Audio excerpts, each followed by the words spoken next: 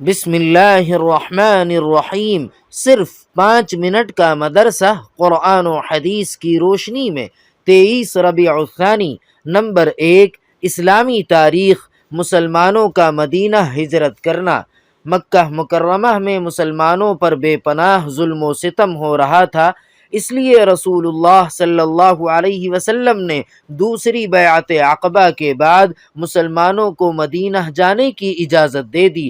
مسلمانوں میں سب سے پہلے ابو سلمہ نے ہجرت کا ارادہ کیا اور سواری تیار کر کے سامان رکھا اور اپنی بیوی سلمہ اور لڑکے سلمہ کو ساتھ لیا، مگر بنی المغیرہ نے سلمہ کو جانے نہ دیا اور بنی عبد الاسد نے ان کے بیٹے سلمہ کو چھین لیا، جس میں اس بچے کا ایک ہاتھ بھی اکھڑ گیا۔ اس کے بعد ابو سلمہ تنہا ہجرت کر گئے۔ سلمہ روزانہ مقام ابتخ پر آ کر روتی رہتی تھیں۔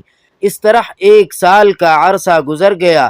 آخر ایک شخص نے ان پر رحم کھا کر ان کے شوہر ابو سلمہ کے پاس بھیجنے پر قریش مکہ کو راضی کر لیا۔ اس وقت بنی عبد الاسد نے ان کے لڑکے سلمہ کو واپس کیا، جسے لے کر وہ کسی طرح مدینہ پہنچ گئیں۔ ان کے علاوہ دیگر مسلمانوں کو بھی ہجرت کرنے میں بہت زیادہ مصیبتیں اٹھانی پڑی۔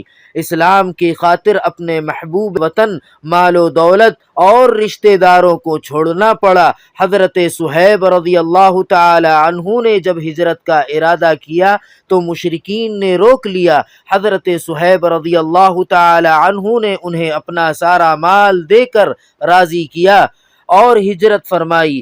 اس کی خبر رسول اللہ صلی اللہ علیہ وسلم کو ملی تو آپ نے فرمایا کہ صہیب رضی اللہ تعالی عنہ نے نفع کا سودا کیا، جس کا ذکر قرآن پاک میں ہے۔ نمبر 2، اللہ تعالی کی قدرت، نیند کا آنا۔ جب انسان دن بھر کام کر کے تھک جاتا ہے تو اللہ تعالیٰ اس کی تھکان دور کرنے کے لیے اس پر نیند طاری کر دیتا ہے۔ یہ نیند اس کے فکر و غم کو دور کر کے ایسا سکون و راحت کا ذریعہ بنتی ہے کہ دنیا کی کوئی چیز اس کا بدل نہیں بن سکتی۔ پھر اللہ تعالیٰ نے یہ نعمت امیر و غریب، عالم و جاہل، بادشاہ و فقیر، ہر ایک کو یکساں عطا فرما رکھی ہے اور اس کے لیے رات کا وقت متعین کر دیا ہے۔ اگر انسان کو نیند نہ آئے تو اس کا دماغی توازن بگڑ جاتا ہے اور ہوش و حواس ختم ہو جاتے ہیں۔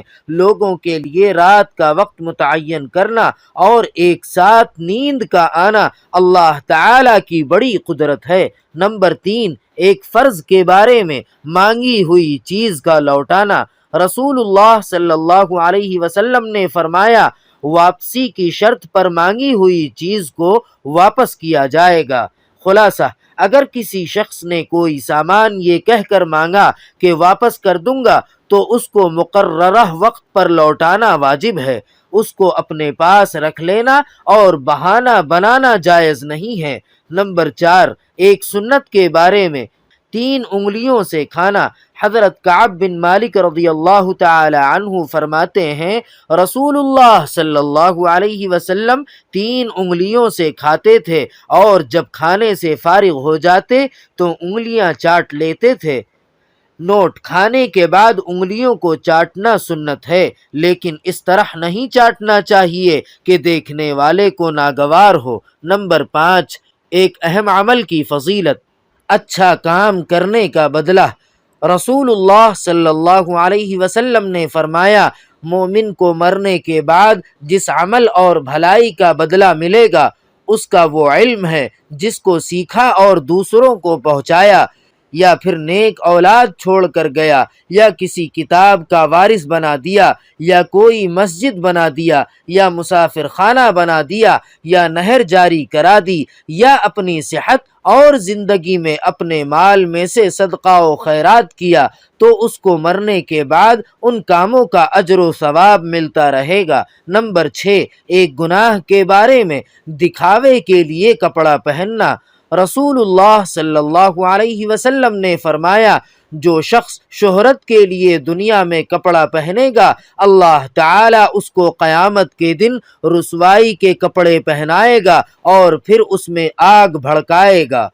نمبر 7، دنیا کے بارے میں دنیا کھول دی جائے گی۔ رسول اللہ صلی اللہ علیہ وسلم نے فرمایا، عن قریب دنیا کی دولت تم پر کھول دی جائے گی، یہاں تک کہ تم اپنے گھروں کو اس طرح بناؤ سنگار کرو گے جیسے کعبہ شریف کو سنوارا جاتا ہے۔ نمبر 8، آخرت کے بارے میں اہل جنت کی شراب اور پیالے۔ قرآن پاک میں اللہ تعالی فرماتا ہے، ان اہل جنت پر چاندی کے برتن اور شیشے کے پیالے پیش کیے جائیں گے، وہ شیشے چاندی کے ہوں گے جن کو بھرنے والے خادموں نے مناسب انداز سے بھرا ہوگا، اور ان کو ایسی شراب کے جام پلائے جائیں گے جس میں سونٹھ کی ملاوٹ ہوگی۔ نمبر 9، طب نبوی سے علاج، ہر بیماری کا علاج۔ ایک مرتبہ حضرت جبرائیل علیہ السلام رسول اللہ صلی اللہ علیہ وسلم کے پاس تشریف لائے اور پوچھا، اے محمد، کیا آپ کو تکلیف ہے؟ رسول اللہ صلی اللہ علیہ وسلم نے فرمایا، ہاں۔ تو جبرائیل علیہ السلام نے یہ دعا پڑھی، بسم اللہ ارقیک من کل شیء یؤذیک من شر کل نفس وعین حاسد، بسم اللہ ارقیک واللہ یشفیک۔ ترجمہ، اللہ کے نام سے جھاڑتا ہوں ہر اس چیز سے جو آپ کو تکلیف دے، خواہ کسی جاندار کی برائی ہو یا حسد کرنے والی آنکھ کی برائی ہو، اللہ کے نام سے جھاڑتا ہوں، اللہ آپ کو شفا دے۔ نمبر 10، قرآن پاک کی نصیحت۔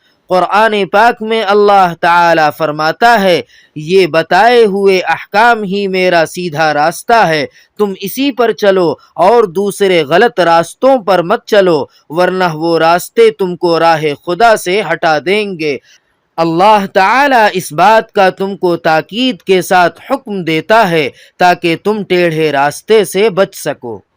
سبحان ربک رب العزت عما یصفون وسلام علی المرسلین والحمد للہ رب العالمین۔